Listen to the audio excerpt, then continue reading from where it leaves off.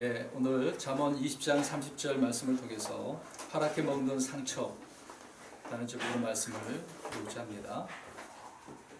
잠언 18장 8절 말씀에 보면 소문을 퍼뜨리는 자의 말들은 상처들과 같아서 배 속의 가장 안쪽 부분들로 내려가느니라 라고 이렇게 말씀을 하고 있습니다. 거짓말을 좋아하는 사람들은요, 거짓된 소문을 퍼뜨립니다.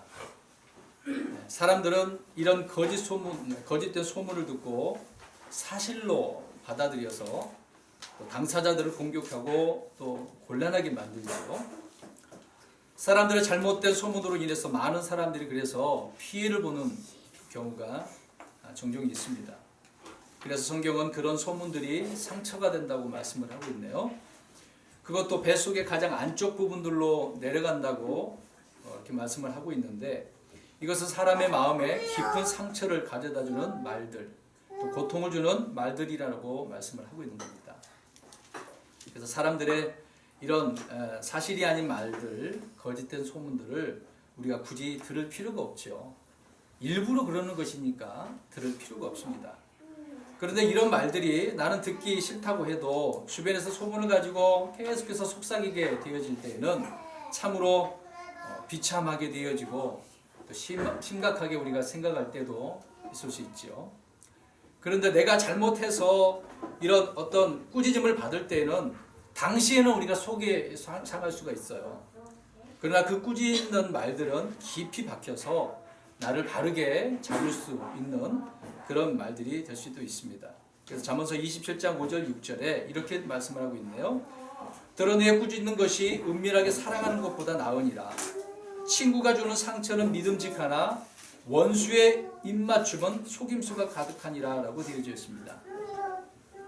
그래서 우리가 은밀하게 사랑한다 그런 말보다도 드러내서 잘못된 부분을 우리가 꾸짖는다고 할 때 그 말들은 참으로 우리에게 귀하게 다가오게 되어지는 거죠. 그런데 친구가 주는 상처는 믿음직하다고 말씀을 하고 있네요.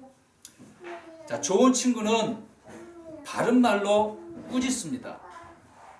그래서 그 말들은 믿음직한 말이기 때문에 듣고 나 자신을 바로잡을 수가 있는 것이지요. 그런데 좋은 의미에서 꾸짖는 말이 아니라 온갖 조롱과 무조건 비난하는 말들은 심각한 상처를 입게 되어지는 것이죠. 자, 말이라고 하는 것이 사람에게 얼마나 중요한지를 성경은 우리에게 분명하게 이렇게 말씀을 하고 있네요. 그래서 우리 사람들의 우리 입에 대한 중요성이 있다는 것을 우리는 알아야 할 것입니다. 오늘 본문에서의 상처는요, 이 말들에 대한 상처가 아닙니다. 자, 처음에 이렇게 말씀드렸지만 오늘 본문의 말씀들은 무언가 잘못을 하였기 때문에 채찍으로 심판하는 내용을 설명을 하고 있어요. 파랗게 먹는 그 상처는 채찍을 대조해서 말해주고 있습니다. 그러니까 매를 때렸기 때문에 파랗게 먹늘었다는 얘기가 되겠죠. 그래서 매를 때려서 바로 잡는 것을 말해주고 있는데, 바로 이 심판이라고 하는 매를 통해서 악을 깨끗이 없앤다라고 말씀을 하고 있는 겁니다. 그래서 그 채찍은 뱃속의 여러 부분을 깨끗하게 한다고 말씀을 하고 있는 거죠. 자, 뱃속의 여러 부분이라고 하는 것은 뱃속의 악에 대한 부분을 말해주고 있는 거예요. 우리 속에 얼마나 많이 있겠습니까? 그러므로 사람의 자신 안에 악을 깨끗하게 하기 위해서는 우리에게 채찍이 있어야 한다고 말씀을 하고 있는 거죠. 얼마나 강하게 때렸는지, 세게 때렸는지 파랗게 먹는 상처라고 말씀을 하고 있네요. 사실 약하게 때리게 되어지면 멍이 들겠습니까? 파랗게 멍이 들지 않죠. 약간의 자국이 있을 뿐이죠. 회초리로 때릴 때 처음에는 빨갛게 되겠지만 시간이 지나면 시퍼렇게 되어져 있는 것, 그 줄이가 있는 것을 우리가 보게 되어지죠. 그래서 매를 맞을 때에도 지혜로운 자들은 상처를 보면서 자신을 돌이키게 될 것입니다. 그래, 내가 잘못했으니까 이렇게 나를 때리지, 그렇게 생각을 하는 거죠. 그런데 상처를 보면서도 내가 무엇을 잘못했다고 매를 때리는 거야? 이런 사람들이 있죠. 자, 그렇게 말하는 어리석은 자들은 돌이키지도 않고 잘못이 없다고 고집을 부리는 거예요. 이집트에서 나온 이스라엘 백성들이 여러 번의 이런 경고의 메시지를 들었음에도 불구하고 그들은 불순종하지 않습니까? 여호수아가 이방 민족들로 일해서 이스라엘이 너희들 앞으로 쓰라린 상처를 그들을 통해서 받게 될 것이다. 그런 경고의 말씀을 주었습니다.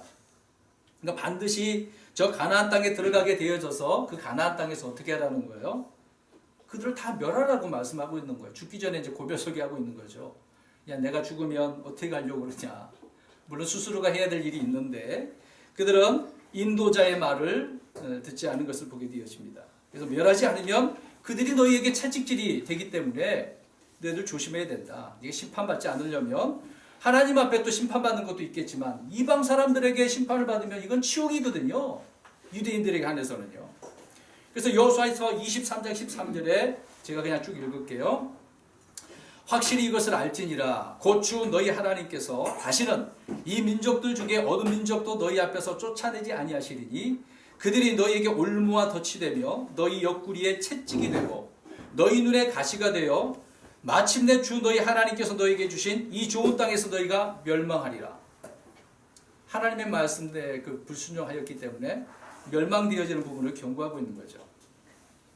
이스라엘은 이 경고의 말씀을 무시해서 가나안 땅에 들어가 이방 민족들을 쫓아내지 아니함으로 인해서 그들로 인해 이렇게 철저히 채찍이 있는 그 멸망에 이르게 되어진 것을 우리가 후에 보게 되어지죠. 그래서 결국은 바벨론으로 포로로 잡혀가서 70년 이후에 돌아오게 되지 않겠습니까? 이사야 대언자도 이런 부분에 대해서 말씀을 하고 있네요. 우리 이 부분에 대해서는 같이 읽었으면 좋겠습니다. 정말 이 구절을 읽을 때 이스라엘 백성들은 너무도 비참하지 않는가 그렇게 생각이 되어져요. 이사야 대언자의 말 1장입니다. 1장 3절에서 6절이에요. 이사야 1장 3절에서 6절인데 본인들은 그렇게 생각 안 할지도 모르겠습니다만은 하나님 편에서 볼 때 이 말씀을 듣고 깨닫는 대언자의 입장에서 볼 때 너무도 이거는 안타까운 일이죠. 우리 좀 길지만 3, 4, 5, 6절 다 같이 읽겠습니다. 시작. 소도 자기 주인을 알며 나귀도 자기 주인의 구의를 알건만 이스라엘은 알지 못하며 내 백성은 깊이 생각하지 못하는도다 하셨다. 아주 많은 민족이요 불법을 짊어진 백성이요 악을 행하는 자들의 시요 부패시키는 자식들이로다. 그들이 주를 버리고 이스라엘의 거룩하신 이의 분노를 일으키며 뒤로 가고 너희가 어찌 더 많이 맞으려 하느냐 너희가 더욱더 반역하려 하는도다. 온 머리는 병들었고 온 마음은 기진하였으며 발바닥에서부터 머리까지 그 안에 성한 곳이 없이 상처와 명과 곪은 종기뿐이거늘 그것들을 꿰매고 싸매고 향유를 발라 아픔을 달래지 못하였도다. 아멘. 쭉 읽어보니까 어떻습니까? 정말 이들은 짐승보다도 못한 그런 백성들이 있다라고 지금 대언자가 말씀을 해주고 있는 거잖아요. 오히려 더욱더 반역을 한 자들. 쭉 내용을 쭉 정리해서 보면은 이들의 문제점은 깊이 생각하지 않았다는 거예요.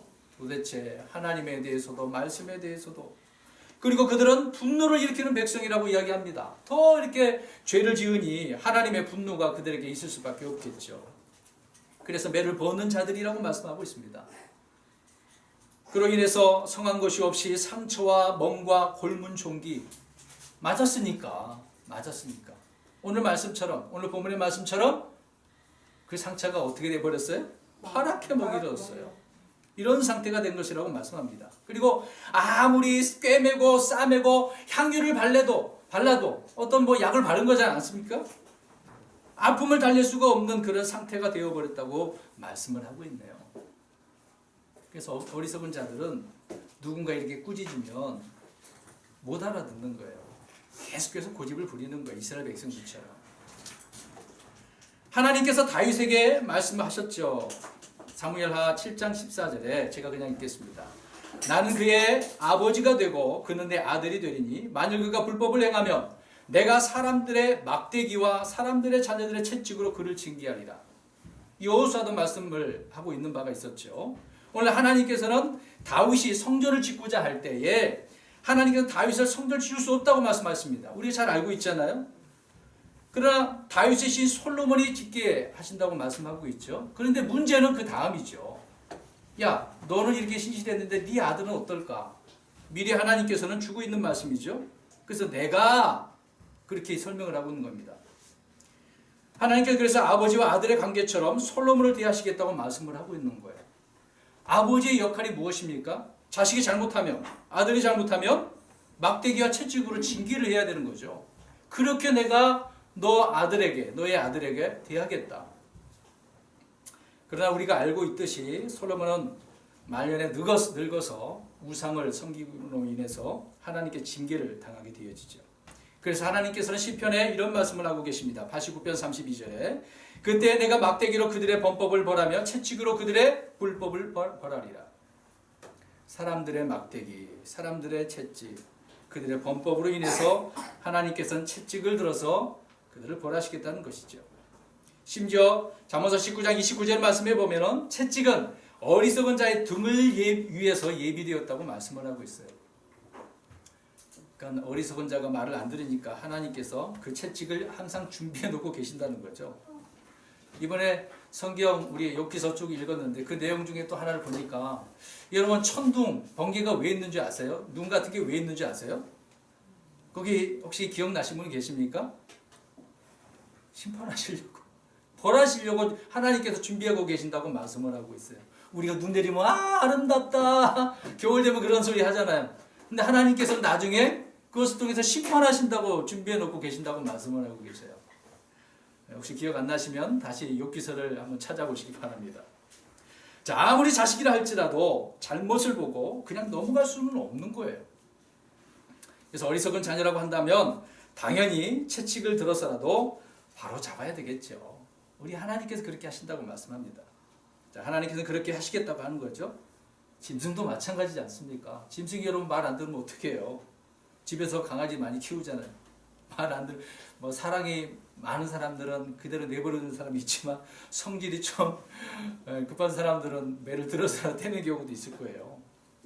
잠언 26장 3절 말씀에 보면은요, 말에게는 채찍이요 나귀에게는 재갈이라 라고 말씀하고 있네요. 그것을 빗대어서 그 다음 말씀이 어리석은 자의 등에는 아까도 말씀드린 것처럼 회초리, 채찍이라는 거예요. 왜 이런 이야기를 할까요? 아니 목사님 우리 이거 잘못해서 매 맞아야 됩니까? 그 얘기가 아니에요. 돌아가는 이 세상을 우리가 살펴보면 하나님의 이 채찍이라고 하는 것이 얼마나 무서운지를 우리가 살펴보아야 된다는 거죠. 오늘 20장 30절 마지막 말씀만 읽었는데요. 20장 전체를 살펴보면 왜 파랗게 멍이 들었는지를 알 수가 있습니다. 집에 가서 한번 자세히 읽어보십시오. 왜 시퍼렇게 멍들게 될 수밖에 없었는지를. 솔로몬은 1절부터 이 부분을 말해주고 싶었어요. 그래서 1절을 보면은 포도주와 독주에 빠진 자들에 대한 이야기를 하고 있습니다. 얼마나 쾌락에 빠졌겠어요. 술이라고 하는 것에 대해서. 또 4절, 13절 보면 게으른 자들에 대한 이야기를 하고 있습니다. 잠언에 또 말씀하고 있듯이 이렇게 서 있으면 피곤하니까 앉고 싶잖아요. 앉고 싶으면 또 어떻게 하고 싶어요? 눕고 싶으면 자고 싶은 게 그 인간이잖아. 이게 게으른 자들이거든요. 우리 그리스도인들 가운데 게으른 자들 너무너무 많아요. 좀 성실하고 부지런해야 되는데.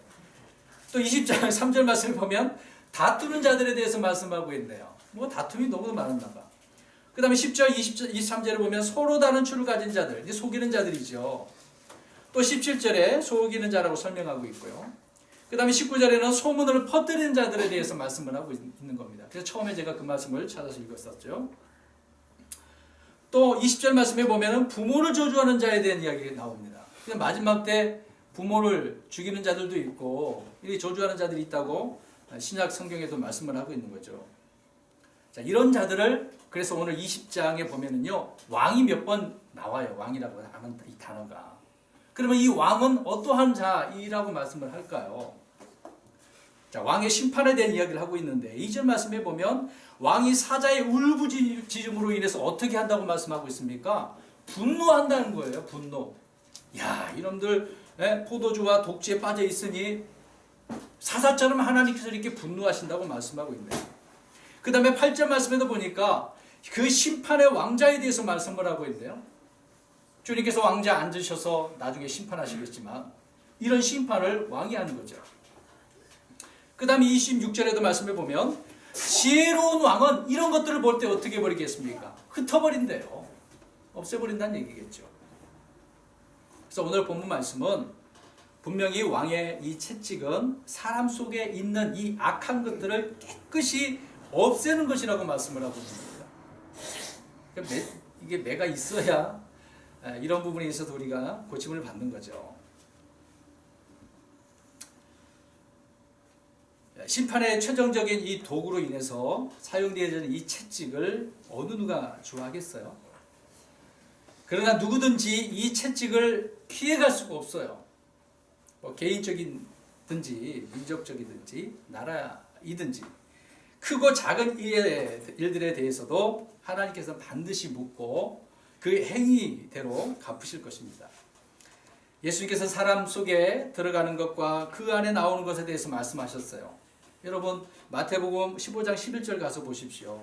하나님께서 지금 이 채찍을 들어서 심판하시겠다라고 하는 부분을 설명을 하고 계시는데 우리 속에 있는 것들을 깨끗하게 하시기 위한 것이라고 말씀하고 있는 겁니다. 마태복음 15장 11절 가서 보겠습니다.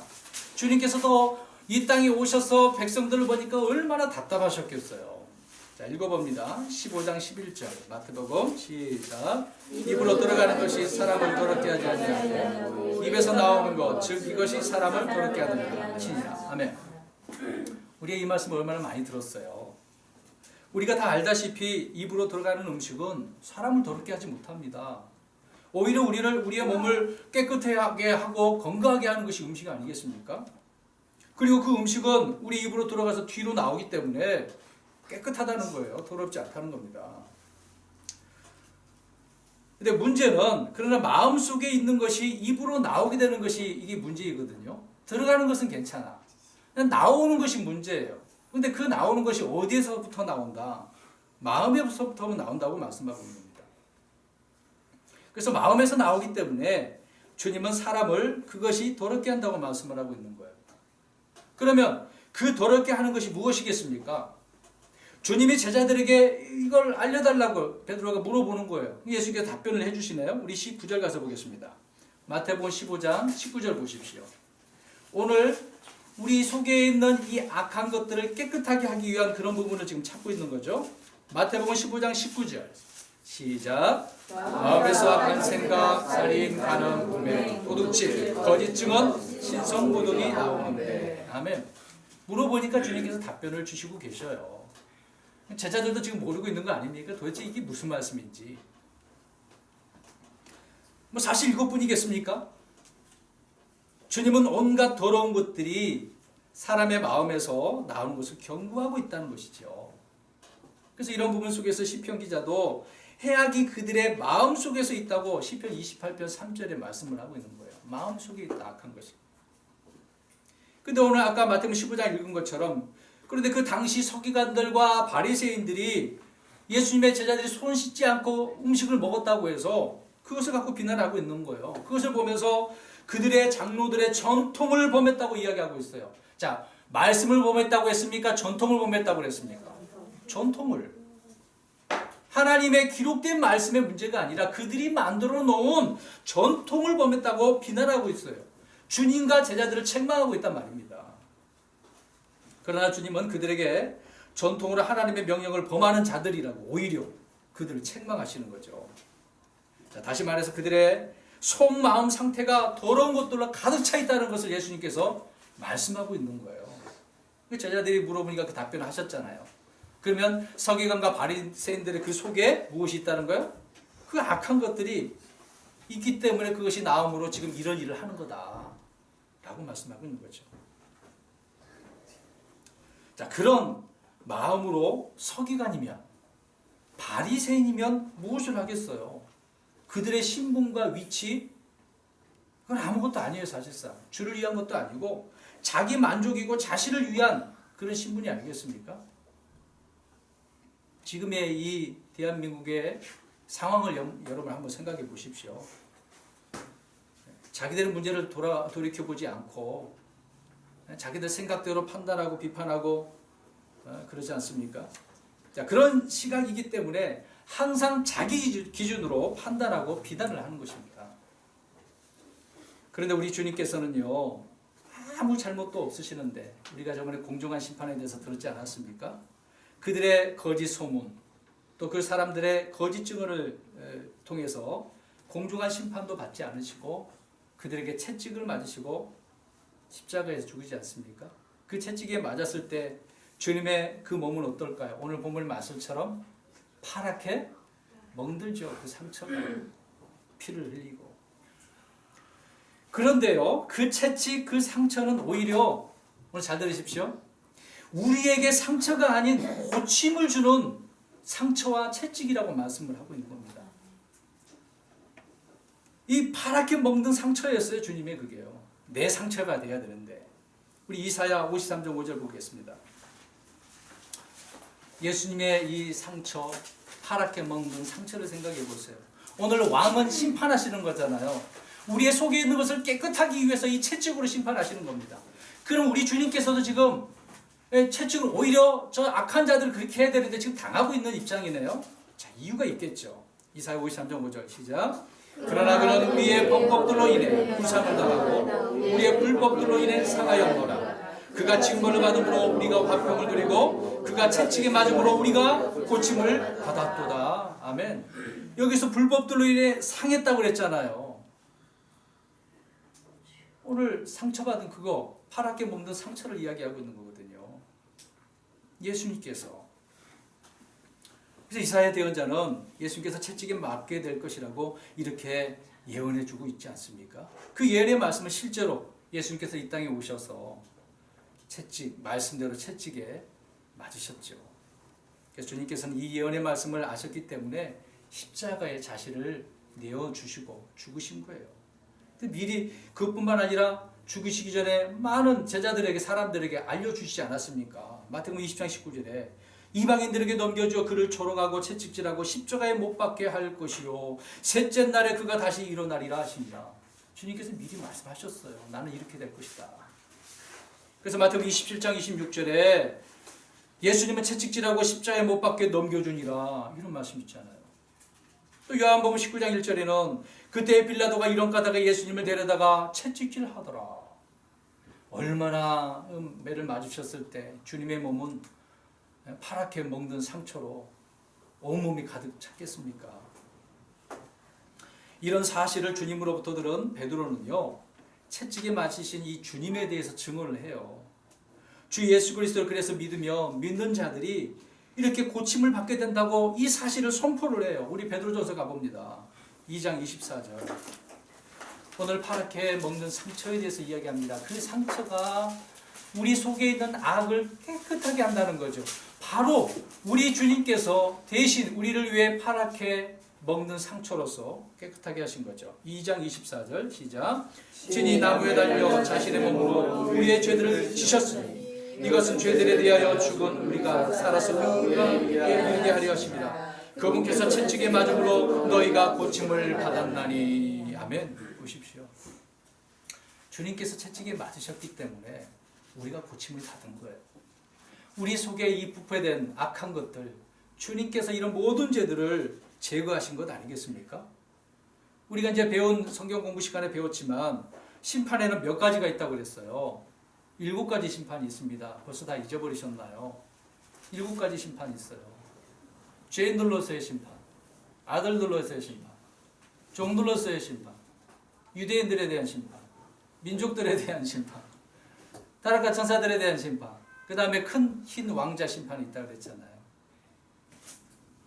죄인들에 대한 심판은요, 갈보리 십자가에서 주님의 죽으심으로 끝내버리셨어요. 아까 우리 이사야 53장 읽었지 않습니까? 그 얘기예요. 그래서 이 죄들에 대한 부분을 우리는 다 끝나버렸습니다. 저 갈보리 십자가에서. 그래서 우리가 고침받게 되어진 거죠. 그 다음에 아들들로서의 심판은 매일 순간마다 우리 믿는 신자가 자신의 죄된 이 불순종의 행위들을 아버지 하나님 앞에 고백하는 거죠. 요한에서 1장 9절에 자백하라고 말씀하고 있잖아요. 내가 잘못했습니다. 스스로가 자기를 질책하면서 자기를 돌아보면서 회개하고 주님 앞에 돌아가는 거겠죠. 그러니까 아들들로서 날마다 매일 순간마다 일을 해야 되는 거예요. 그래서 오늘 이 부분을 좀 이따 말씀드리겠습니다. 그 다음에 종들로서의 심판은 주님의 종들이 그리스도의 심판석, 우리가 다 종들 아니겠습니까? 그래서 이런 종들은 그리스도의 심판석에서 불러서 심판을 받는 거예요. 자신들의 행위에 대한 심판. 그래서 타지 않고 남으면 보상을 받는 거죠. 그 다음에 유대인들의 심판은 이 유대 민족이 대환란 가운데서 그리스도를 거부한 결과로 환란 가운데 들어가지 않아요. 물론 그 부분에 그들이 주님 앞에 돌아오게 되어지는 부분은 있습니다. 그들에 대한 심판이 따로 또 있어요. 그 다음에 민족들에 대한 심판 우리가 알다시피 예수님께서 마태복음 말씀하고 계시잖아요. 양민족이 있고 염소민족이 있지 않습니까? 염소민족인 이 세상 나라들을 주님께서 다 심판하시는 거죠. 그리고 타락한 천사들은 우리가 알다시피 루시퍼하고 같이 타락했던 그 수많은 타락한 천사들, 천년왕국 그 이후에 그들에게 이 브로스에 들어가는 심판이 있을 겁니다. 그 마지막에 그 다음에 큰 흰 왕자 심판, 이것도 마찬가지로 천년왕국 그 이후에 이 심판이 있게 돼서 많은 사람들이 브로스에 던져지게 되어지는 거죠. 왜 이 심판을 이야기합니까? 사람들은 심판을 그냥 간단하다고 생각해요. 딱 한 번밖에 없다고 생각하는 사람 굉장히 많습니다. 제가 왜 이렇게 나이에서 말씀드리겠습니까? 이미 우리는 주님을 통해서 고침받았어요. 주님의 그 채찍 받으심을 통해서 깨끗하게. 그러면 더 이상 우리가 그 부분, 죄들로 부분에 있어서 고민할 필요는 없는 것이지만 삶의 문제에 있어서 아들들로서의, 종들로서의 심판은 우리에게 있습니다. 그리스도인들은. 나머지는 다 다른 자들이니까. 우리 그리스도인들은 두 가지를 생각을 하고 날마다 살아가야 되는 거거든요.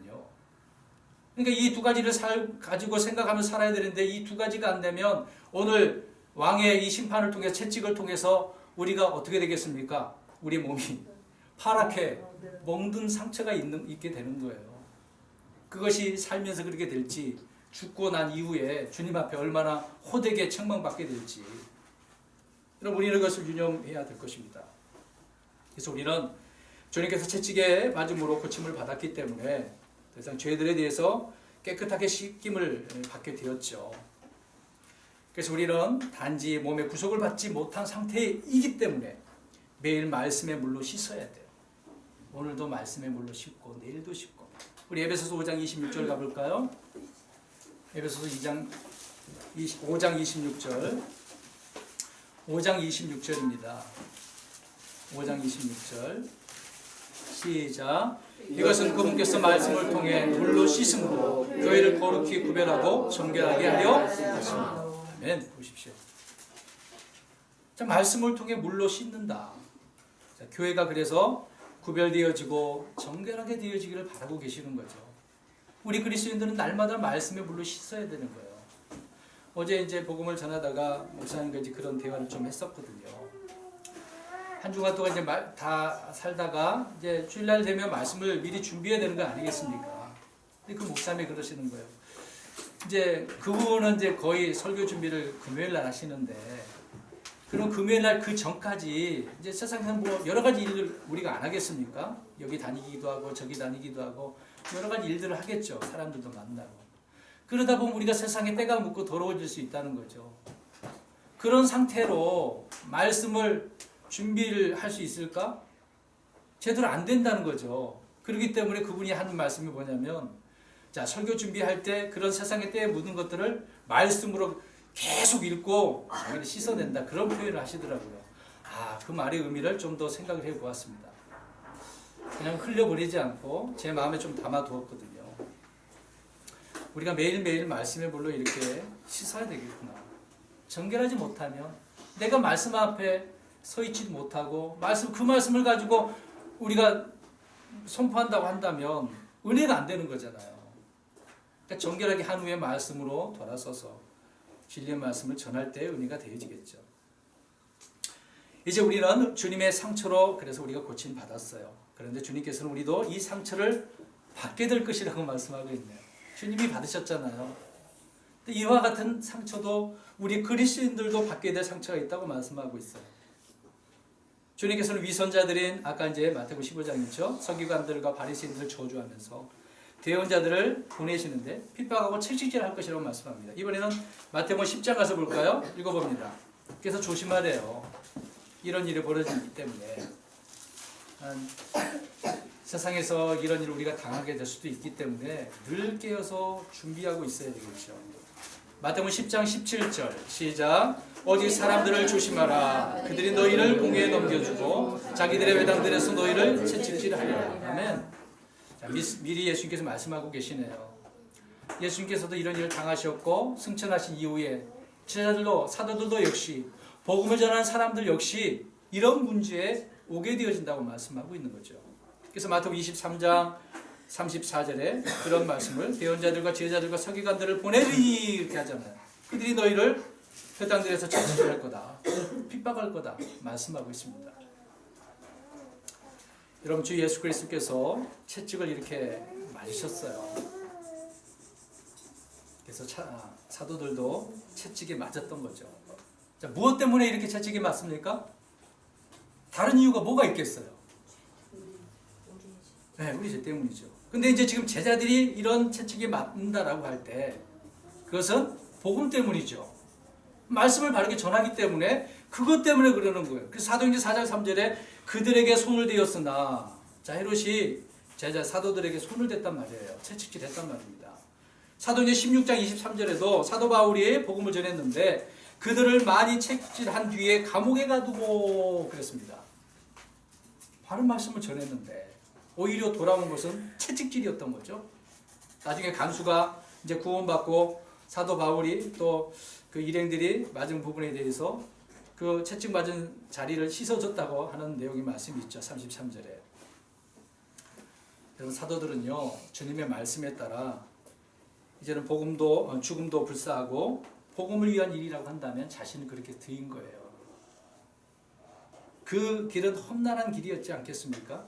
온갖 조롱과 핍박과 사람들의 채찍들이었다고 말씀을 하고 있는 거예요. 주님께서도 그러셨고 제자들도 그랬고 모든 믿는 사람들이 이런 일을 당하게 되지 않겠습니까? 지금 지구촌 곳곳마다 이런 일들이 벌어지고 있는 거죠. 어제 평택에서 이제 목사님과 같이 복음을 전하고 있었어요. 이제 전도지가 새로 나와서 전도지 앞에 있는 문구를 전했습니다. 죽음에는 순서가 없습니다. 하나님의 아들이신 예수님을 믿고 구원받으십시오. 그렇게 말을 했더니 젊은 몇 사람들이 조롱을 하면서 속삭송보라고 얘기하면서 비꼬우면서 말을 하고 가버리더라고요. 신기하게도 어제 따라 그 속삭이는 말들을 많이 들었어요. 어제. 그전에는 그런 말을 별로 안 들었거든요. 그냥 비웃음 치고 그냥 가버렸는데 어제는 대놓고 막 속으로 좀 속삭이는 말, 큰 말은 아니지만 그런 조롱하는 말을 하고 가더라고요. 자, 그런 사람, 그 사람들을 뭐 다른 장소에서 만났다고 생각해 보면, 다른 일로 만났다고 해보면 그들은 그런 비난하는 말을 하지 않았겠죠. 그런데 구원이 예수님께 있다는 복음을 전할 때 사람들은 입에 담지 못할 그런 험악한 말들을 합니다. 연세 드신 분들은 그냥 넘어가는데 젊은 사람들이 특히 악한 말을 많이 해요. 정말로. 비록 그들에게 뭐 주먹이자하게 날아오지는 않았지만 그 말에 있어서는 저에게 파랗게 먹는 상처와 같은 채찍질 당한 것처럼 저는 당하게 된 것이죠. 뭘 우리가 다 같이 복음을 전하면 그런 일을 당할 것입니다. 속으로 기도했어요. 주님, 저 오늘 불쌍히 여겨주세요. 만약에 이제 주님의 이 궁일이 그에게 잊지 못한다고 하면 얼마나 불쌍하겠습니까? 아까 우리 이혜리 자매님께서 정말 건강하게 보였던 사람이 한순간에 죽어버린 것처럼 죽음에는 순서가 없잖아요. 언제 죽을지 몰라요. 제가 이제 그런 말을 했고 저한테 비꼬은 말을 했겠지만 그 사람이 정말 죽어버리면 어떻겠어요. 갑자기 큰 사고가 나가지고 혹시 정신이 번쩍 들게 될지 모르겠습니다만 뭐 그렇게 되기를 바라는 건 아니고요. 오해는 하지 마시고. 여러분, 불신자라고 해서 하나님께서 넘어가지 않으시겠지만 권면의 말씀이 잊은 그리스도인들에게도 마찬가지로 주님께서는 이 징계에 대한 부분을, 채찍질에 대한 부분을 말씀을 하고 있습니다. 여러분, 징계라고 하는 것은 권면의 말씀을 잊었기 때문에, 듣지 않았기 때문에 하는 거잖아요. 그 말씀 읽어볼까요? 히브리서 12장 5절 6절. 히브리서 12장 5절 6절. 그러니까 오늘 본문에 지금 솔로몬은 이 지혜의 말씀을 통하여서 파랗게 먹는 상처, 이 채찍, 이것을 통하여 깨끗하게 한다라는 부분을 말씀하고 있는데요. 자, 히브리서 12장 5절 6절 시작. 또한 하나님께 말씀하시는 권면을 너희가 잊었도다. 이르시되 내 아들아 너는 주의 징계를 멸시하지 말며 그분께 책망받을 때에 낙심하지 말라. 주께서 사랑하는 자를 친히 징계하시고 자신이 받아들이는 아들마다 채찍질 하시느니라. 주님께서는 하나님의 자녀들에게 아들이기 때문에 징계하신다고 말씀하고 있는 거예요. 그래서 아까 아침에 7가지 심판 중에서 두 번째로 아들들로서의 심판받는다고 하지 않았습니까? 아들이기 때문에 그래요, 우리가. 권면의 말씀을 잊은 아들은 채찍질을 할 수밖에 없어요. 잊지 말라고. 여러 번 물어보면 너 이거 했느냐? 또 말하고 했는데도 안 하면 맞는 거겠죠. 그래야 오늘 본문의 말씀처럼 속에 있는 이런 악한 것들을 아주 깨끗하게 할 수 있습니다. 물론 주님께서 다 죄에 대한 부분 악한 것을 다 이루셨지만 아직 우리는 몸의 구속을 받지 않았기 때문에 여전히 이 악한 것은 우리 가운데 있어요. 널리 흩어져 있고 나중에 환난 가운데 있게 될 이스라엘 백성들, 그 이스라엘 사람들이 이렇게 혼나고 난 다음에 하나님께 그들의 상처를 싸매 주신다고 하잖아요. 마찬가지로 우리 그리스도인들도 주님께서 상처들을 싸매 주셨고 또 싸매 주실 것입니다. 시편 147편 2절 3절에 주께서 예루살렘을 세우시고 이스라엘의 쫓겨난 자들을 함께 모으시며 마음이 상한 자들을 고치시고 그들의 상처를 싸매시는도다 말씀하고 있습니다. 복음 노래 중에서도 이 구절을 가지고 부르는 노래가 있잖아요. 그럼 이스라엘 사람들에게 먼저 1차적으로 말씀하고 있죠. 이스라엘 사람들은 나중에 하나님께서 그들의 시퍼렇게 먹는 상처들을 다 싸매시고 치료하실 것입니다. 여러분, 어리석은 자에게는요 채찍이 있어야 한다고 분명히 성경은 말씀하고 있습니다. 하나님께서 어떤 도구로 채찍질 하실지 몰라요. 아직 주님이 오지 않았다고 여유 부릴 시간이 있습니까? 여러분, 여유 있다고 생각하지 마세요. 그러면 안 됩니다. 주님께서는 우리에게 지금이라고 말씀하고 있어요. 지금. 아까도 이야기했잖아요. 죽음에는 순서가 있어요, 없어요? 없다니까요. 몰라요. 모르는 거예요, 정말. 건강하게 잘 산다고 생각했는데 운동도 하고 산도 올라가고 다 했는데 어느 날 갑자기 암이 3기야? 5기야? 그냥 죽음, 사망 선고죠. 지금 권면의 말씀을 듣지 않는다면 그리스도인들이라 할지라도 주님의 징계는 이 채찍은 피해갈 수가 없는 거예요. 그리스도인들로서 빛을 내지 않는다면 마찬가지로 빛을 내지 아니한 그런 못한 부분에 대해서는 주님께서 질타가 있겠죠. 주님의 질타가. 여러분, 바쁘십니까? 도대체 무엇이 그리 바쁠까요? 성경에서도 예수께서 비유로 말씀하시잖아요. 예를 들어서 밭을 사서 못 옵니다. 장가를 가서 못 옵니다. 소를 샀기 때문에 안 돼요. 여러 가지 핑계거리가 얼마나 많겠어요. 주님께서는 초청을 하시잖아요. 누구나 다 오라. 오면 돼. 그렇게 간단하게 말씀하시는데도 그 초청을 거절하고 있죠. 우리는 주님 앞에 너무나 많은 일들로 신실하지 못합니다. 그렇기 때문에 시퍼렇게 매맞을 때가, 멍들 때가 많아요. 멍들 때가 많습니다. 지금 주님의 권면의 말씀을 듣지 않으면 파랗게 멍든 상처가 분명하게 있게 될 것이라는 것을 기억하십시오. 지금 우리나라의 실정을 제가 계속해서 이야기하고 있어요. 그것만 보고 비판만 하지 말고 나 자신을 돌아보자고요. 야, 너희들 분명히 이런 심판이 시퍼렇게 멍단 심판이 있을 거야. 그렇게 하지 말고 나에게, 우리 그리스도인들, 아들들로서, 종들로서 결론적으로 말씀을 드리겠습니다. 이번 한 주간 동안에도 주님의 파랗게 먹는 상처로 고침받은 우리는 말씀의 물로 우리의 육신의 것들을 씻는 삶이 있어야 될 것입니다. 또한 날마다 아들로서의 이런 심판을 받는다 할지라도 주님의 이 징계를 우리가 받아들이고 오히려 감사하며 살아야 되겠죠. 이미 주님께서 그 일을 하시고자 한다면, 진행되고 있다고 한다면 돌이킬 수 없는 거거든요. 기회가 있을 때 우리가 주님 앞에 돌아오면 주님께서 용서하시겠지만 이미 진노가 시작되고 난 이후에는 소용이 없어요. 이후의 심판도 다 그렇게 되지 않겠습니까? 교회가 휴가하고 나면 안 돼요. 나중에 그들이 믿어질 수 있다고 생각합니까? 지금 안 믿으면 나중에 더 못 믿는 거예요. 더 악해지는 겁니다. 그래서 우리는 오히려 받아들이고 감사하며 우리 자신을 더 돌아봐야 되겠죠. 또한 파랗게 먹는 상처를 잊기 전에 주님의 권면의 말씀에 순종하는 성도가 되어져야 된다는 겁니다. 이 권면의 말씀들을 우리가 그냥 지나치지 말고 깨어서 맑은 정신으로 정신 차린 가운데에 주님의 오심을 기다려야 되겠죠. 그래서 오늘 잠언서 20장 30절 말씀에 파랗게 먹는 상처는 악을 깨끗이 없앤다. 우리 주님이 다 없애셨어요. 또 우리 자신도 이 육신의 부분에 대해서 깨끗하게 없는 일을 말씀을 통해서 해야 되겠죠. 자, 이런 은혜가 있는 저와 여러분 되시기를 주의 이름으로 축원합니다.